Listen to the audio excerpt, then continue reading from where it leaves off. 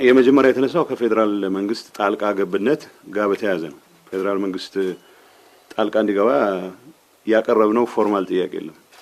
በሁለት ምክንያት የኢንተርም አድሚኒስትሬሽኑ በፌደራል መንግስትና በህወሓት መካከል በተደረገ የፕሪቶሪያ ስምምነት መሰረት የተቋቋመ መንግስት ነው። የፌደራል መንግስት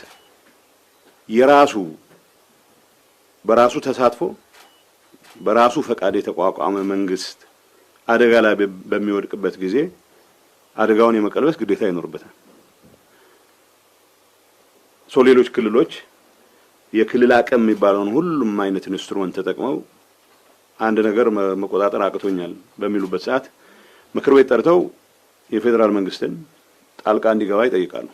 አሁን ባለንበት የትግራይ ሁኔታ በእንደዚህ አይነት መልኩ ተሰብስቦ ጥያቄ ሊያቀርብ የሚችል ምክር ቤትም የለም። ያ ማለት የፌደራል መንግስቱ ሊያደርጋቸው የሚገባ ስራዎችን በሚመለከት ሪማይንደር ያስፈልጋል ማለት አይደለም። በአሁኑ ሰዓት በፕሪቶሪያ ስምምነት መሰረት በብዙ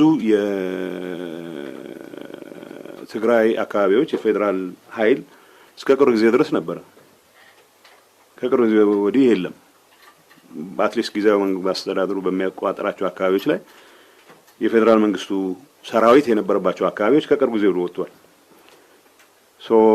እነዚህ በመሆናቸው ምክንያት ይሄ ነገር በመፈጠሩ ምክንያት የተፈጠሩ ችግሮች ይኖራሉ። በአሁኑ ሰዓት ትግራይ ውስጥ እየተፈጠረ ያለው ክራይሲስ አንድ የህግ ተቀባይነት ያጣ የህወሓት አንድ አንጃ ጉባኤ አድርጌ ያለው ስላለ ደጋፊዎች የሚላቸውን ከፍተኛ መኮንኖች የተወሰኑ ከፍተኛ መኮንኖችን በመያዝ እየሰራቸው ያሉ ስራዎች ናቸው።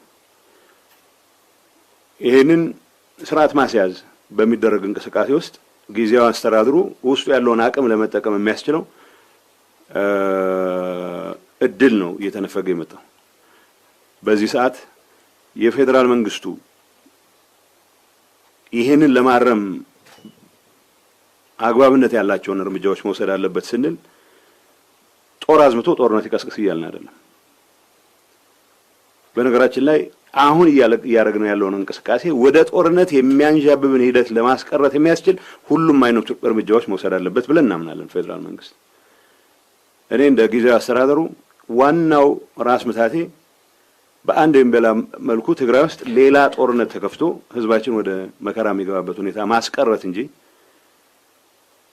ኑን ንግጠም ብለህ መሟገት አይደለም። ግን ንግጠም እያለ እየፎከረ ያለ ኃይልን አደብ ለማስገዛት ፌደራል መንግስቱ መግለጫ መስጠትም ሌሎች ከዛ በላይ መሄድ ያለባቸው እንቅስቃሴዎች ካሉ የኔ ግብዣ ያስፈልጋል የሚል እምነት የለኝም። ምክንያቱም የጊዜያዊ አስተዳደሩ የፌደራል መንግስቱ ውሳኔ አካል ነው። ስለዚህ ፌደራል መንግስቱ በጋራ ከሌላ ፓርቲ ጋር ሆኖ ያቋቋመው መንግስት አደጋ ላይ በሚወድቅበት ሰዓት የመከላከል ግዴታ አለበት። ከዚህ አንፃር ፎርማል ጥያቄ አላቀረብንም የምልበት ምክንያት እንደ ተለመደው አካሄድ ቢሆን ኖሮ ከፖሊስ አቅም በላይ ያልሆኑ ጉዳዮች ናቸው አሁን ከቁጥጥራችን ውጪ ሆነው ያሉት። ስለዚህ የታጠቀ ሰራዊት ስርዓት ባለው መልኩ ያው አንድ ሰራዊት ነው መኖር ያለበት በፕሪቶሪያ ስምምነት መሰረት። በአሁኑ ሰዓት የዲዲአር ኋላ ነስዋለሁ ከዲዲአር ጋር በተያያዘ እነዚህ የጀመርናቸው እንቅስቃሴዎች በተሟላ መልኩ ባለ መሰራታቸው ምክንያት አሁንም እጅግ ግዙፍ የሰራዊት አቅም አለ በትግራይ ውስጥ። ይሄ የሰራዊት አቅም በሙሉ አይደለም አሁን የጥፋት እንቅስቃሴ ውስጥ ገብቶ ያለው። በተወሰነ ደረጃ ጉባኤ አድርጌያለሁ ከሚለው ቡድን